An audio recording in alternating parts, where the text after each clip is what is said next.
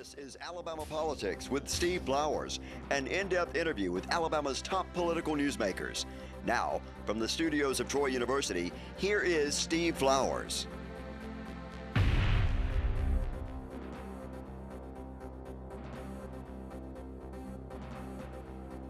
I'm Steve Flowers, and welcome to Alabama Politics. Folks, we're fortunate tonight to have as our guest one of my favorite state senators. He ain't been the state senator long. He was a state representative from here in Montgomery and has matriculated to the Alabama State Senate, won a special election. So this is his first time on the show as one of Montgomery's state senators. Being one of the members of the state senate is a pretty powerful position, y'all. There ain't about 35 of them, 34 if you ask somebody, you know. But Kirk is a native of Montgomery, and we visited when he was running for the state senate, and he won that seat overwhelmingly, won in a landslide, and he has done a great job in his first year as a state senator, and just finished up his first regular session as a state senator. Senator, good to have you on the show. Oh, good to be here. We can shake hands now that COVID's back on. on. Oh, thank God. We're filming this from the Rosa Parks building downtown Montgomery, and I tell you, Kirk is one of the newest state senators, but he's one of my favorites already. I like him and Barfoot and Clyde Chambliss, Will Barfoot, and my old friend Jabbo Wagner from Birmingham. Jabbo and I served a long time together in legislature, and you and Jabbo have become good friends. Yes. Yes. And he's the longest serving senator. That's right. And you the shortest serving senator. That's right. That's right. But you'll be over seniority for a long time. Let me tell you, if you're looking at Senator Wagner and the length of time he's been there, let me tell you, he does not look his age at all. No. He is. He got there at early age, though. Oh, yeah. He said it. But so 27 or something like that. That's right. That's right. And just, you know, he's still so spry and humble. Yeah. Especially for a guy, you know, someone said to me, I remember walking down to a meeting for state government committee in the House, and it's chaired by Representative Chris Pringle out of Mobile. And Chris walked down with Senator Wagner, who was presenting a bill for consideration for the committee. And so when we got into the room, it was packed, but you know, obviously socially distanced. I walk up, I said to Senator Wagner, I said, well, do you mind if I go up and see where we are on the agenda, because I know he had some things he needed to do. And this was before I actually won the seat in the Senate. So I go up because we'd served on a task force for artificial intelligence together, and this bill was about that. So I go up to Representative Pringle, and I said to him, is it possible for you to move Senator Wagner up on the agenda? He said, is it possible? He said, you mean the Rules Committee Chairman? He says, tell him he's up now. So that just showed me right there. I sort of trained Pringle. Oh, is that right? Yeah, when I was chairman of the Health Committee in the House, and Pringle came from Mobile. That's right. And I put him on my Health Committee. Oh, wow. He said, so I kind of groomed him. He's doing a good job. I like Pringle. Yep, good guy. He got that pencil for reapportionment, too. That's right, that's right. That's right. Now, y'all, you know, let's get to the issues a little bit, Senator Hatchett. You know, y'all just finished up the session, and, you know, I don't rate the session unsuccessful. I was just on CBS 8 here in Montgomery, and I told them, I said, I rate this, anytime you pass the budgets and pass good budgets. That's right. I mean, we had increases for state employees. Talk about the session a little bit. What do you think the successes and failures were? You tell me the successes, if you would. Well, I completely defer to your judgment on that. You know about these things obviously better than I do. But I do think the things you just highlighted, you know, and I was saying to a good friend just now that was the highlight for me in terms of being able to pass our two budgets, education and general fund, with both having increases. I think you're talking about pay raises for state employees. That's right. That's right. Well, you have a lot of them in your district too. That's right. A lot. And school teachers too. Correct. And the idea was to see, you know, I think it's about maybe a 4% increase. And look, people can't afford to make less. And in the midst of what we've been dealing with this COVID crisis, there is a need that we would be able to fill. Look, one of the things I've said before, there's so little that we do in the legislative body that gets back to the average person. And that's one of them, one of those kitchen table issues where people can see an increase. So seeing in the midst of all of what we had to go through with regards to this COVID crisis that we're still hopefully emerging out of, it was good to see that we've managed things fairly well fiscally in the state so that we would have this increase in our budget. Now that's about it, as far as I'm concerned. Well, you know, Senator, that is accurate because, you know, you got to tip your hat to y'all in the legislature, but especially the committee chairman who chair the budget committees, Klaus and Pooh in the House and Albritton and Orr in the Senate. Correct. You have to give them a lot of accolades Yes. for passing the budgets that are, and y'all, every member of the state Senate and House, because they set aside money and it was basically a conservative raise, and so that's all the Constitution calls for. That's right. Now y'all passed a lot of other bills too. Did you have any local bills in Montgomery that were controversial? Well, you know, not really. We had one that could have been. You know, our sister school system in Pike Road. They wanted to raise their school taxes. Right, right. Did y'all let them do it? Yes. Well, at least it'll get to the ballot for the people to decide. And the timing on that was a little strange, considering the fact that we went through so much here in Montgomery Public Schools to get that one passed. And remember, I carried that legislation. That's right, you did. And but it passed pretty about 60%, didn't it? Yeah, yes, it was a strong showing, but I mean, it took a lot to get it there. And you know, when you bring this type of legislation, ad valorem tax, even with just the name tax in it, even though we're not raising the tax, right? But making it available for people as a part of a referendum on the ballot, people are skittish about that at any point in the session, but definitely if you're at the midpoint to almost the end of it. So for us to pass out of the House yesterday, that particular local bill. Just passed out just last day of the session? Yeah, last day of session. That's a major hoop because, you know, that was a hurdle. But, you know. They got to vote on it, though. Yeah, they got to vote on it. But look, here's my position. I will never be against children and education. Whatever I can do in that regard, I'm going to do it. I agree with you. Speaking of voting on something, let's hit the big issue that y'all dealt with the entire session. And that is the issue of gambling. And as you know, and our viewers probably know, it's a constitutional amendment which requires a 3/5 vote of the members of the Senate and the House. And there were two separate issues that came. Y'all spent an enormous amount of time in the Senate, and I'm going to give a cursory view, my view, and then you elaborate on it if you would. The constitutional amendment to allow the people to vote on gambling had two. One thrust was to do all-encompassing, which the Governor's Study Commission asked and suggested. Right. And that was to include casinos, 9 new locations or different locations, sports betting, and a lottery. Right. A triumvirate. Right. We would raise close to $750 million. And then it kept going back, well, let's just go with a simple lottery, which may raise $150, I would think. We're sort of late to the dance on that. But y'all passed it, to your credit. Now, I assume you voted for it. Correct. One of 23 votes. And then it got to the House and got bogged down. That was the book it would get. It would not get out of the House. It might get out of the Senate. I'm going to editorialize a little bit. I served 16 years in the legislature. And I felt like my job was to be a conduit for my district. If I was still serving in the legislature, I would have a hard time going back to my constituents and telling them I didn't vote to let them vote on something. You know, Senator, I got to tell you, that needs to be passed. Yes. It does. Now, you elaborate on it if you would. Well, you know, you hit it on, you hit it on the head. The bottom line is, you know, let's put it this way, that the average viewer recognizes. Whether we talk about gambling being legal or illegal in this state, it happens. We got gambling. We got gambling. And you, look, when we had the last Power Lotto, you could go to the edges of this state, whether you went over into Georgia, Tennessee, Mississippi, Florida, you would have thought you were in Alabama. There were so many Alabama license plates. I know. So we've got so many of our folk who are we're losing the resources.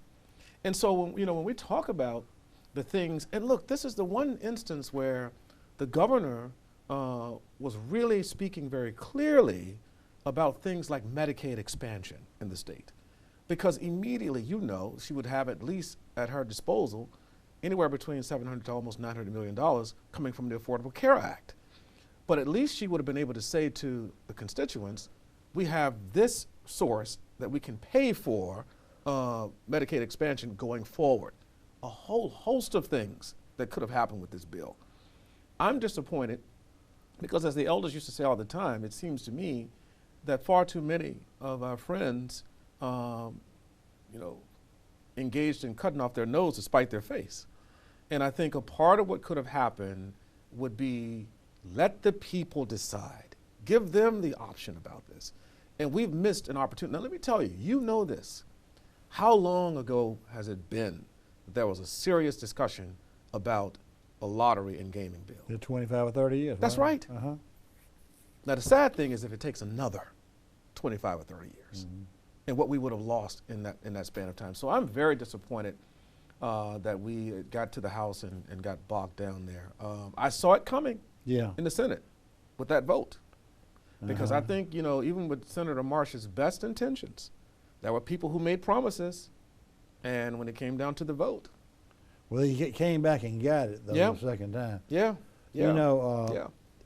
Let me say this about that. I had heard, the book was, it could pass the Senate if there was a lot of a concerted effort, but it had trouble in the House, which came to fruition. Right. I don't know what the opposition was, but well, I think there was concern, if I may interrupt you to say this, I think there was concern that the governor had made a decision about, as you mentioned, those numbers of places. I think it was 5. Right. And new ones. New ones. And a part of the concern was that some of the areas like Whitehall and others that might be left out. Right. And then I think there were like 3 other facilities in Greene County, and there was only one that they were doing or something along those lines. So there was some concern about people being left out of that. That's valid. Right. But I don't know that that was enough to kill it, to not get it to the people. Well, that's what I would say, and you hit the nail right on the head as far as I'm concerned. And I think this would be applied a lot of people in the state, and especially a lot of Republicans and Democrats too. They may never buy a lottery ticket. They're looking at us. I'm never going to go to a casino, but I'm going to vote for that bill because we've already got casino gambling, and our people have to go to every 4 different states around us to do this. Our money's just going out the window. It's like, why don't you just say, we want to educate Mississippi's children, or Georgia, or Florida's children. Let's educate them. We don't need the money. Well, look, and we would be able to pull back on some of these regressive taxes, right? The idea of having to raise people's ad valorem tax because you don't have the resource base, this would have solved some of that. So I'm very disappointed in that issue. And the other thing I would say to sum up what I think was the move in the legislative body, because I had the pleasure of serving half of this session in the House, and the other half in the Senate. And unfortunately, we had a lot of reactionary legislation coming up. In my view, I sum it up as solutions in search of problems. And in the midst of folk having gone through the trauma associated with this COVID crisis, I'm disappointed that we did not do more for our folks out here who are still hurting. I just think we can do better. And having served in that body, that we have the unique opportunity to be a real source of support for our folks as we legislate these matters. But you can't keep legislating your fears.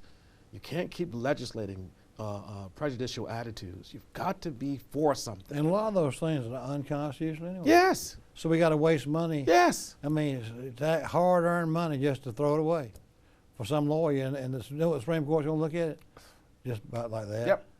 Just say, well, this is so blatantly unconstitutional, we're not going to look at it. Yes. Just stamp unconstitutional on it. And I give Senator Smitherman that credit. He kept saying it on the floor. Said, I'm going to tell you all where this is going to go now.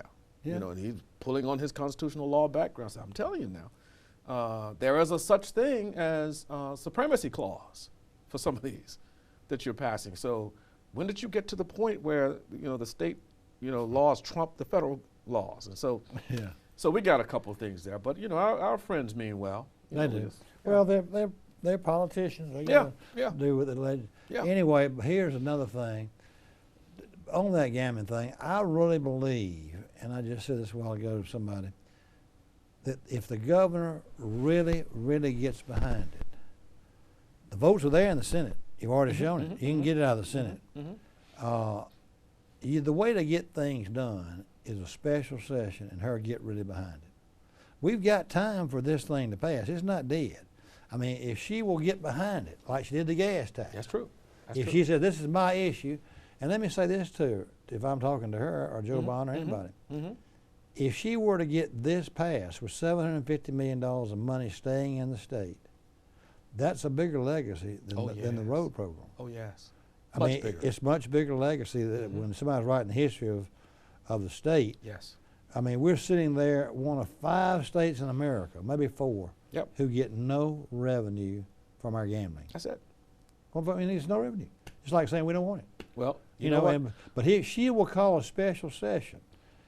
I know you don't want to go back in session, but I mean, you live in Montgomery, so it's not hard on you.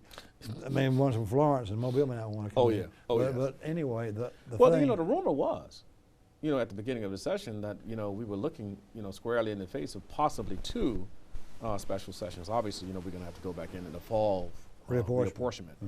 But, you know, we were looking at, you know, that definitely this would end up being in special session. Then I heard that once that substitute showed up in the House with just lottery only, you know, that basically that was it. So who knows? if she would get behind it and could do it in a special session, I think maybe she could try to do it. But we'll see. I agree. You know, but then that brings me to this thing. I think y'all are going to have a special session on reapportionment. You got to. Yeah. Now I understand That's the right. final numbers aren't going to come into September or That's right. October, That's right. and then probably a November special session Correct. reapportionment. Correct. Senator, something's got to be done about the prisons. Now Yes. that's the 2 issues that have been swept under the rug. That's right. Now they weren't swept. The gambling wasn't swept. It was massaged. Yes. It yes. was worked. Yes. I mean, it wasn't. Yes. But the prison thing, I mean, we've seen her try to go to privatization, and everybody's backed out. And my guess is the majority of the legislature, Senate and House, are saying to her, Governor, we want some input into this thing, and we want, if we're going to fund the thing, we might want to own it and do a bond issue. I mean, so something's got to give. The federal government's looking at us Yes. and saying, you got to do something. If you don't, we're going to do it. Yep. Yep. Yep. So that issue, this has just disappeared. Well, you know, look, that's been on the table since the quadrennial began, and you know, the interesting thing is that it's been on the table, but there's been no real meaningful movement, right? You know, my colleague, Representative Chris England is probably John England's son. Right. Is, I know Chris and John both. Yeah, he is my go-to expert on this. He's done a lot of work on this issue, and he worked on the recidivism bill. Yeah. And so I do think you're right. Either we're going to do something or we're not. And what happened at the beginning of the session was just appalling, where you have these leases that were offered at billions of dollars. Look, when we started the last regular session, we were talking about somewhere in the neighborhood of, you know, what, 600, 700 million. All of a sudden, the next session, it's what, 3 billion Yeah. or something along those lines. So, and then you know, and there was something completely suspect about offering these leases without any sort of input. I know. And I don't know how legal that was. Well, actually. y'all got to fund it. I mean, the legislature got Yes. to fund it. I mean, how can you do it without money? You know, but we got, the state's got to do something. Oh, yeah. There's a special session right there. By itself. Yeah, mean, well, obviously, yeah. special. I think you ought to have 3. I think you ought to have one on gambling. You got to have one on prisons, in my opinion. You got to have one on reapportionment. Yeah. What are the feds going to say if you just say we don't do anything? Well, remember now, we just passed legislation saying that, you know, Alabama law trumps federal law. So, you know, Well, so I don't know if that we really considered that. But are some of your colleagues talking about what are we going to do? I haven't heard a whisper. The only persons I ever hear anything about our prison system is Representative England, who talks about it with any real seriousness. Nobody even touches it. Yeah. You know, somebody was saying that Chris might take over his daddy's judgeship up there. John England may retire, and y'all miss Chris in the house. Yes. He's a leader. Yes, we would. He's a real leader. He is, and very thorough. He really is. In the same vein as Laura Hall, who's so thorough. You know, Laura and I served together. Is that right? I remember when she first came. You know, she was such a genuine lady that I can remember this as how long ago she's been there. She came and she was about retired. She was still teaching school in Huntsville. And I used to bring my daughters to Page. And we were riding home, and she said, my daughter says, Daddy, we've been coming up here Page with you for 5, 6, 10 years. I've never met a nicer lady in my life than Laura Hall. She came over to us and talked to us like we were people. That's her. I mean, like the Pages. She talked, said, "Now y'all know what's going on." Yeah. She at school taught those Pages. That's right. And the rest of everybody just ignored them. You know, my little dog. Well, but, you know, you bring a page up here, and you ain't got time to. But she took time to go over there. She said, Daddy, she went over there, and I never forget Laura doing that. She's that kind of person. She is as thorough as they come when it comes down to reading bills. Talk about reading a bill. She's gonna, dot every I and cross every T. Something I'll say about that too. I don't want to sound sexist on the opposite side, but my observation over my years in the legislature was that female legislators were better legislators than male ones were. Let me tell you. They would read the bills more thoroughly. Yes. They were more diligent, and they cared more about people. Yes. And what was they were more diligent. Yep. They were there every day. Yep. They were moving it, and it's still happening. It's still happening. Did you ever did you make note of that? Oh, look, from what, day 2 of being in the, day 2. Certainly that first week when I was in the House.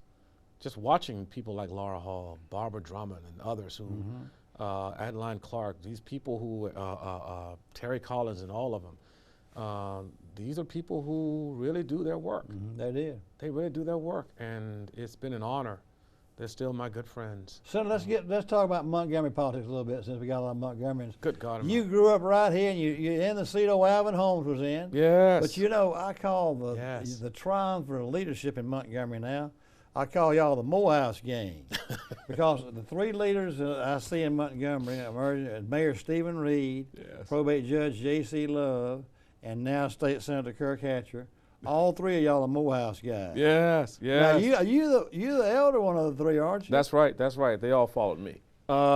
They did, actually. I have to remind them of that. But now, guys like Judge Griffin, Greg Griffin, who was he Morehouse too? Yes, came out in 1980. So he and that's adding to the force. Tyrone Means, attorney Tyrone Means. I didn't know that. 77 or something like that.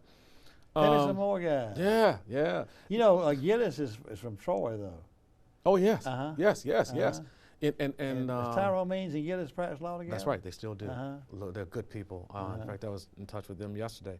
I remember I was saying to you off air about Alvin and Senator Representative Holmes. That's right. And you were in the seat Alvin was in for 40 years. 44. 44 years. Yeah.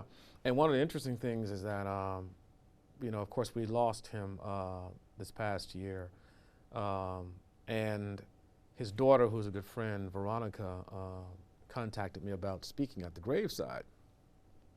And she asked me, she said, would you remind me of what Daddy said to you when you called to let him know you were running? And I said to her, yes, of course I remember it. And then I said, look, I remember I called him. He's one of the elders who always pronounced my name Kirk. That's what I hear. And he said, I said, Mr. Holmes, this is Kirk. He said, Kirk, I heard you were back home. And we exchanged pleasantries. And I said, look here, I said, I called you because I wanted to let you know that I was planning to run with you in District 78. And I intentionally said with you. And without missing a beat, he said to me, Kirk, how old are you now? I was 53 at the time. He said, oh, you're a young man. And I remember laughing a bit about that. And he said to me, well, look at here. He said, I'm just going to serve 2 more years, and I'm going to step down, and the governor will call a special election. and his voice trailed off. I don't remember how the conversation ended, but his daughter said to me when I shared that story, she said, "You know, it's been 2 years." She said, "Daddy would have died in office." She said, "So we're grateful that you chose to run." I was touched by that because I wanted to do everything I could while we were running that race to honor him. And I hope we did. You represented well, but you got a great sentence. I remember old Charles Rubb Langford That's right. in that seat. That's right. So when I was in the That's right. in the Senate and the House, and Charles was real quiet. Yes. Yes. But smart. Oh. But he wouldn't say much. That's right. Did you know he was real quiet? Oh yeah. I knew him. I used to call him Uncle Rub. Would he talk to you much? What did he say? He knew you better. Did y'all go to church together? Well, now let me say this. He was basically best friends with a gentleman who was like a surrogate grandfather to me, who's also a Morehouse man, Elliot Finley. And Elliot Finley's claim to fame was that he and Dr. King were classmates at Morehouse, and when Dr. King came to Montgomery, Taylor Branch's book talks about the billiard table that was at Elliot Finley's house that Dr. King would go over and play pool at the house at Elliot Finley. So Uncle Rub and those guys were all good friends.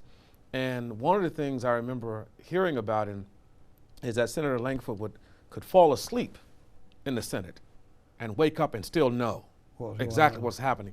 And I thought about him last night because one of the things he shared, because he was there when they went, because we went to midnight last night. Right. And this was, and Sam Smith, by the way, is retiring.